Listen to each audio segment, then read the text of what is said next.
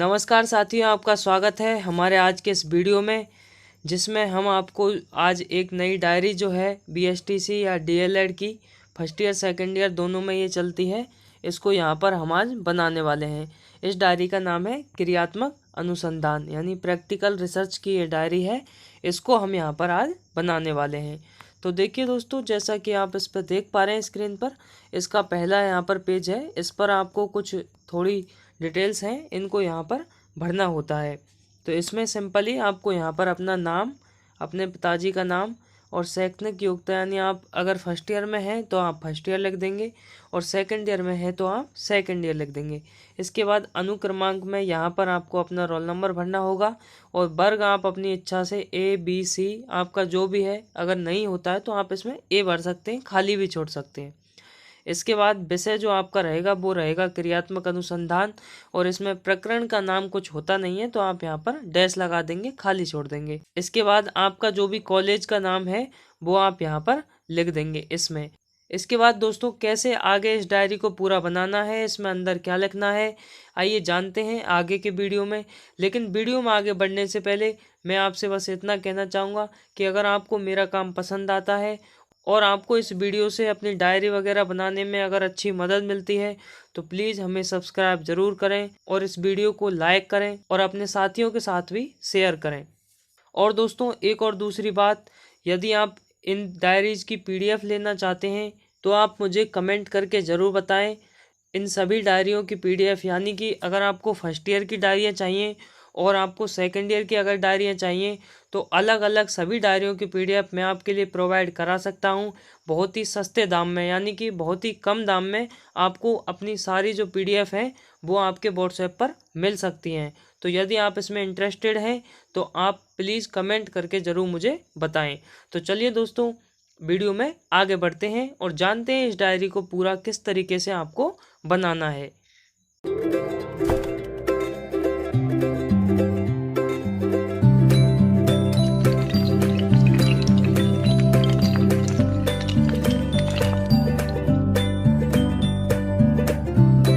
Welcome back guys, चलिए आगे बढ़ते हैं।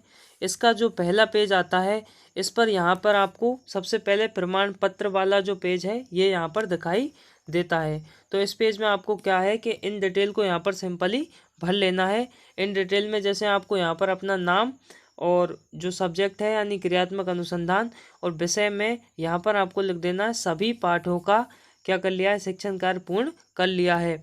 और इसके बाद आप आगे चलेंगे यहाँ पर तो आप देख पा रहे हैं कि विद्यार्थी शिक्षक के हस्ताक्षर, यानी इसमें आप अपने स्वयं के हस्ताक्षर कर लें। और यहाँ पर प्रभारी अध्यापक हस्ताक्षर में आप अपने कॉलेज के जो प्रभारी हैं आपके डीएलएड के, उनके यहाँ पर आप हस्ताक्षर करवा सकते हैं। और इसके बाद जब आपकी ये पूरी डायरी बन जाएगी और आप अपने इंटर्नशिप विद्यालय से इसको वेरीफाई करवा के लाएंगे, यानी इंटर्नशिप विद्यालय से आप इस पर साइन करा के लाएंगे, तो आपको यहाँ बीच में अपने इंटर्नशिप विद्यालय के प्रधानाध्यापक के साइन करा लेने हैं और उसके नीचे आप यहाँ पर ही मोहर लगवा के लाएंगे। और एक मोहर और साइन आप इस डायरी के लास्ट में बिल्कुल वहाँ पर साइन और मोहर लगवा कर लाएंगे। चलिए दोस्तों, आगे बढ़ते हैं। इसके बाद इसमें यहाँ पर इंडेक्स दी हुई है। मैंने यहाँ पर इंडेक्स भरी हुई नहीं है, लेकिन आप आवश्यक रूप से ज़रूर यहाँ पर इंडेक्स को भर लें, जिसमें आपको यहाँ पर क्रम संख्या 1 2 3 ऐसे करके डालना होगा। और अभी अभी हम इस डायरी को आगे जिस तरीके से बनाएंगे तो उसमें जो हम हेडिंग डालेंगे वो सारी हेडिंग आप यहाँ पर एक एक करके इस तरीके से डाल दें। और पृष्ठ संख्या भी आप लिख दें कि आपने जैसे 17 पेज की कुल टोटल डायरी बनाई है तो उसमें जैसे आपने पहली जो हेडिंग डाली है वो 1 से 3 पेज तक है और दूसरी वाली जैसी हेडिंग है तो वो 3 से 4 पेज तक है। तो आप इस तरीके से आप इसको संकेतिका को यानी इंडेक्स को यहाँ पर भर लेवें। इसके बाद चलिए दोस्तों, हाँ, तो अब हम स्टार्ट करते हैं इस डायरी को। और इसका जो पहला पेज है इसमें आपको सबसे पहले यही बताना है कि क्रियात्मक अनुसंधान क्या है। तो इसमें सबसे पहला है आपका क्रियात्मक अनुसंधान, आपने हेडिंग डाली हुई है और इसमें आप बताएंगे इस तरीके से कि मानव जीवन प्रगतिशील है और इसकी प्रगति का आधार है उसके क्रियाकलापों में निरंतर सुधार। इसी सुधार के कारण ही वह प्रयत्न तथा भूल की प्रक्रिया से त्रुटियों का सुधार करता है। त्रुटियों के सुधार का प्रयत्न ही अनुसंधान प्रक्रिया का एक कदम है। इस तरीके से आप थोड़ा इसका प्रस्तावना टाइप में यहाँ पर लिखेंगे और इसके बाद में आपको अनुसंधान का अर्थ बताना है।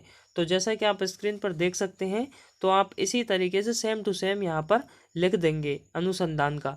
इसके बाद आपको थोड़ी सी जो क्रियात्मक अनुसंधान या अनुसंधान की जो परिभाषाएं हैं, जो आपने डीएलएड और बीएसटीसी में आप पढ़ते ही हैं उनको कहीं ना कहीं से, तो वो यहाँ पर एक दो परिभाषा आपको यहाँ पर लिखनी है। जैसे वेबस्टर शब्दकोश के अनुसार ये जो एक परिभाषा यहाँ पर लिखी हुई है अनुसंधान की, अनुसंधान केवल सत्य के लिए खोज मात्र ही नहीं है, अपितु यह एक दीर्घकालीन सघन एवं सौद्देश्यपूर्ण अनुसंधान है।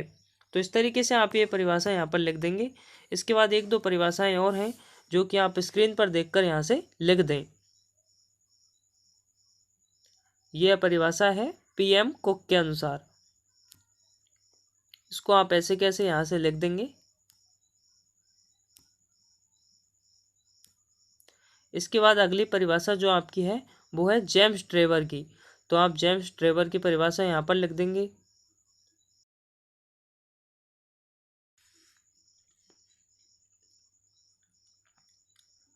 ये बड़ी अच्छी और छोटी परिभाषा है।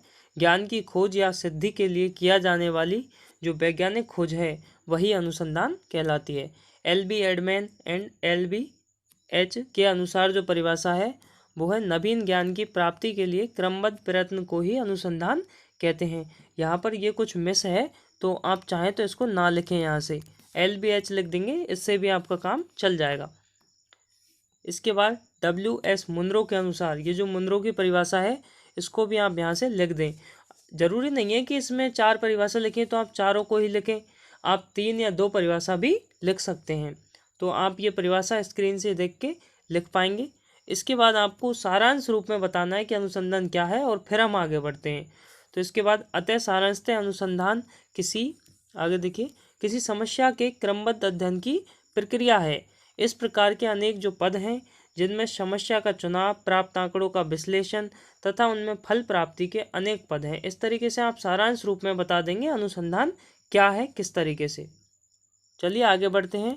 इसके बाद है क्रियात्मक अनुसंधान क्या है, तो आपको इसके बारे में बताना है कि जो क्रियात्मक अनुसंधान है वो क्या है। अभी तक आपने उसकी परिभाषा दी है, अब आप बताएंगे क्या है, किस तरीके से प्रैक्टिकल रूप में। तो आप बताएंगे कि क्रिया या कार्य व्यवहार में बाधा उत्पन्न होने से अनेक विसंगतियां उत्पन्न हो जाती हैं। इन विसंगतियों को दूर करने के लिए क्रियात्मक अनुसंधान की अवधारणा विकसित की गई है। विभिन्न विद्वानों द्वारा उस अवधारणा को स्पष्ट यहाँ पर किया गया है। इसके बाद आपको यहाँ पर एक परिभाषा लिखनी है जो कि कोरी एसएम के अनुसार है। यह है प्रयोगकर्ता जिस प्रक्रिया के माध्यम से अपनी समस्याओं को वैज्ञानिक पद्धति के माध्यम से अपने निर्णयों का निर्देशन, संशोधन एवं मूल्यांकन करता है एवं उसको व्यवहार में लाता है, यही क्रियात्मक अनुसंधान है। इसके बाद आप आगे चलते हैं तो ये एक परिभाषा और आपको देखने को मिलती है जो कि है यज्ञेत और अन्य के अनुसार। तो इसको आप अपनी स्क्रीन पर देखकर यहाँ से इस तरीके से लिख पाएंगे। इसके बाद एक अगली परिभाषा भी है। मैंने आपको पहले ही बता दिया है कि जितनी परिभाषा इसमें लिखी हुई हैं आप चाहें उनको पूरी लिख सकते हैं, आप चाहें उनमें से एक दो परिभाषा को ना भी लिखें तो भी कोई प्रॉब्लम नहीं है। तो ये परिभाषा भी आप यहाँ से स्क्रीन पर देखकर आसानी से लिख पाएंगे। चलिए दोस्तों, और यदि आपकी अब भी रह जाती है तो आप इस वीडियो को पॉज करके आसानी से इसको उतार सकते हैं, स्क्रीनशॉट ले सकते हैं। क्रियात्मक अनुसंधान के उद्देश्य। इसके बाद आपको देखिए कि अनुसंधान का जो उद्देश्य है वो ज्ञान की सीमाओं का प्रसार करना होता है। शिक्षा के क्षेत्र में इसी प्रकार के उद्देश्यों ने कार्य किया है। इसी प्रकार क्रियात्मक अनुसंधान का लक्ष्य शिक्षण व्यवस्था में सुधार करना रहा है पहले से ही।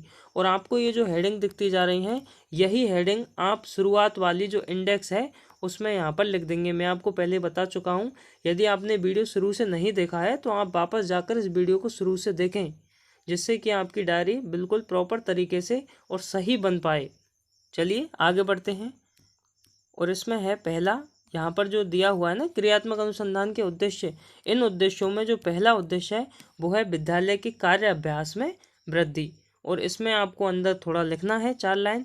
विद्यालय के कर्मचारियों से संबंधित समस्याओं का अध्ययन एवं विद्यालय के कर्मचारियों द्वारा अपनाई गई कार्य विधियों की प्रभावशीलता का परीक्षण इसके अंतर्गत किया गया। यानी विद्यालय के कार्य अभ्यास में जो वृद्धि है उसमें आपको इस तरीके का परीक्षण किया गया है।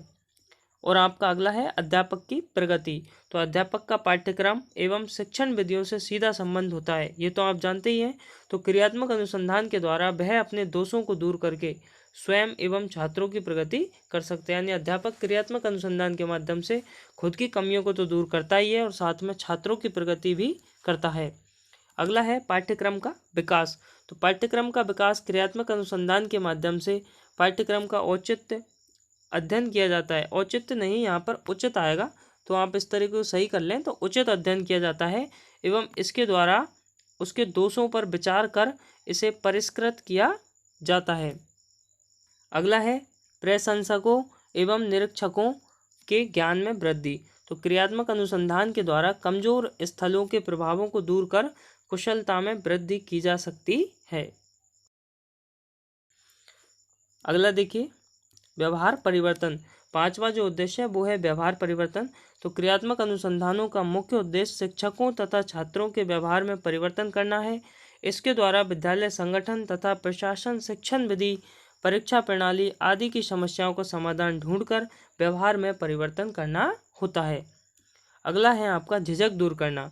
ये बहुत ही महत्वपूर्ण उद्देश्य है इसका। विद्यालय अनुसंधान सामान्यतः समस्या पीड़ित व्यक्तियों को सामान्य करने के लिए किए जाते हैं। अगला जो आपका जो नेक्स्ट हेडिंग रहेगा वो रहेगा क्रियात्मक अनुसंधान का क्षेत्र।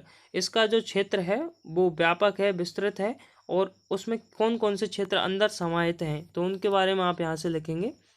बालकों की आवश्यकता का अध्ययन सबसे पहला इसका आता है, और दूसरा है बालकों की रुचियों का अध्ययन। इस तरीके से आप इसमें से लिख दें। तीसरा है अनुशासन की समस्या, सामाजिक समस्याएं, सीखने की समस्या, पाठ्यक्रम का विकास और अध्यापकों की समस्याएं। इस तरीके से यहाँ पर इसके जो क्षेत्र हैं उनमें हमने यहाँ पर 7 पॉइंट लिए हैं। इसके बाद अगले आएंगे अनुसंधान के पद। तो अगला जो ये हेडिंग आपका रहेगा वो रहेगा अनुसंधान के पद। इसमें आपको अंदर लिखना है, इसके 5-7 जो भी है पद हैं तो आपको लिखने होंगे। पहला है विशिष्ट समस्या, यानी आप किसी समस्या की विशिष्ट रूप से पहचान करते हैं कि समस्या क्या है। उसके बाद समस्या के संभावित कारण क्या हो सकते हैं तथा उनका अध्यापक के साथ क्या संबंध हो सकता है। इसके बाद अगला आएगा समस्या के परीक्षण में किस परिकल्पना का निर्माण किया जाए। ध्यान रहे दोस्तों, ये पद इसी क्रम में लिखे जाएंगे, इनको आप ऊपर नीचे नहीं कर सकते हैं। ये पद हैं तो स्टेप बाय स्टेप ही चलेंगे। इसके बाद आपका है चौथा, वास्तविक समस्याओं के हल तक पहुंचाने के लिए क्या संबंधित अनुसंधान के प्रयोग किए जाएं। अगला है मौलिक समस्याओं को हल करने के लिए अनुसंधान जिस निष्कर्ष पर पहुंचा उसका क्रिया से कैसे संबंध जोड़ा जाए। तो इस तरीके के आप यहाँ पर देख पा रहे हैं कि ये इसके क्या थे पद। और अगला जो महत्वपूर्ण है वो है क्रियात्मक अनुसंधान में बरती जाने वाली सावधानियाँ। तो जो है क्रियात्मक अनुसंधान करते समय आपको कौन कौन सी सावधानी लिखनी है तो वो आप स्क्रीन पर देखकर यहाँ पर 3 सावधानियाँ तो लिखी हैं, तो आप तीनों को यहाँ से लिख दें। इसके बाद 2 और हैं जो कि आप यहाँ से देख पा रहे होंगे कि मूल्यांकन करते समय शोधकर्ता को सतर्क व सचेत रहना चाहिए और शोधकर्ता को समस्या में रुचि लेने वाले व्यक्तियों को पूरा सहयोग लेना चाहिए। अगला है इसका अपना जो अगला हेडिंग रहेगा वो रहेगा क्रियात्मक अनुसंधान की रूपरेखा। देखिए दोस्तों, ये डायरी थोड़ी सी लेंदी है, लेकिन जो मैं आपको बता रहा हूँ इससे बाहर कुछ नहीं है। यानी ये बिल्कुल सटीक डायरी जो आपकी आप कह सकते हैं कि पूरी तरह से 100% शुद्धता के साथ बनेगी। तो इसमें आप अगला हेडिंग डाल देंगे यहाँ पर रूपरेखा, और इसमें आप लिखेंगे कि जो अध्यापक जो है और उनको जो समस्या है और उस तरीके की उस समस्या की अध्ययन करने के लिए, खोज करने के लिए हम क्रियात्मक अनुसंधान यहाँ पर कर रहे हैं।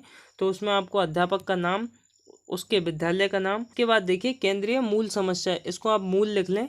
तो उन छात्रों की हीन भावना ग्रंथियों को दूर करना जो शर्मीले एवं भीरू हैं। भीरू यानी डरपोक, और शर्मीले तो आप जानते ही हैं। इसके बाद है समस्या का क्षेत्र। तो बालकों की जो भावना ग्रंथियां हैं वो उन पर किस तरीके से नियंत्रण करेंगे तो उसकी हमें यहाँ पर खोज करके समस्या को निवारण करना होता है। अगला है संभावित कारण, यानी बालक ऐसा है तो उसके क्या क्या संभावनाएं हो सकती हैं कि वे ऐसा क्यों है। तो इसमें आपको 8-9 जो कारण यहाँ पर दिए हुए हैं आप इस तरीके से इनको लिख दें।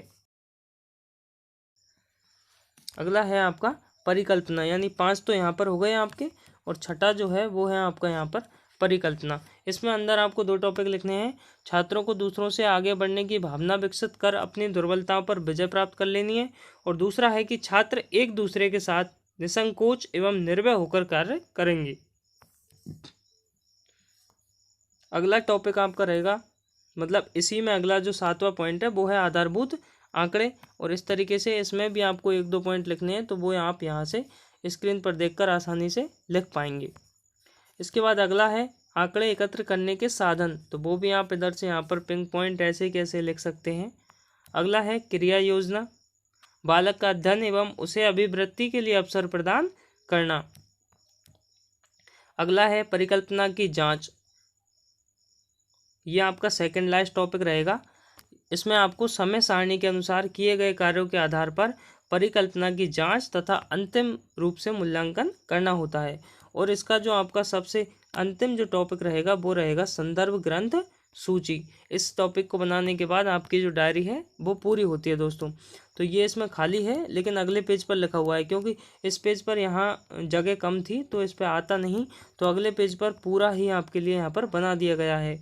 और संदर्भ ग्रंथ सूची में आपको क्या करना है कि एक साइड क्रम संख्या, एक तरफ पुस्तक का नाम और दूसरी तरफ लेखक का नाम। इसमें संदर्भ ग्रंथ सूची में मतलब जो क्रियात्मक अनुसंधान है उसके लिए कौन कौन सी आपने विषय वस्तु यानी पुस्तक काम में ली है, यानी किन पुस्तकों की मदद ली है आपने, उनके बारे में थोड़ा सा यहाँ पर आपको जानकारी देनी है।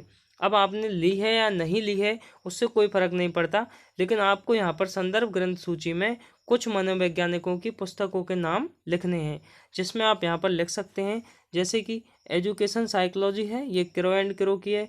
और a development study of behaviour problems of normal children, ये है जीन मैकफार्लेन की जो पुस्तक है। और एक पुस्तक यहाँ पर आपकी मुनरो की है, एनसाइक्लोपीडिया ऑफ एजुकेशन।